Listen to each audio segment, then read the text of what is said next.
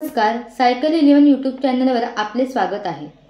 जे लोक नोकरी करतात त्यांना पगार मिळतो, पण इन्कम टॅक्स ऍक्ट अंतर्गत पगार कशाला म्हणतात किंवा त्यात काय इन्क्लूड आणि काय एक्सक्लूड होतं हे आज आपण पाहणार आहोत। सॅलरी म्हणजेच पगार। हा पगार ठराविक कालावधीत काम करण्यासाठी दिलेल्या निश्चित भरपाईचा एक प्रकार आहे। यामध्ये basic salary, transport allowance, bonus, house rent allowance, commission याचा सगळा मिळून होतो। तर provident fund, income tax, insurance हे सगळे यातून वजा केले जाते। पगार हा तुमच्या सॅलरी अकाउंटवर पाठवला जातो।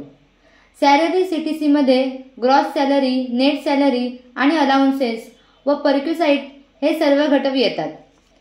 कंपनी कर्मचाऱ्याला फॉर्म 16 दिला जातो। त्यामध्ये संपूर्ण वर्षभराचा पगार, अलाउन्सेस, डिडक्शन, परक्युसाइट या सर्वांचा उल्लेख केलेला असतो।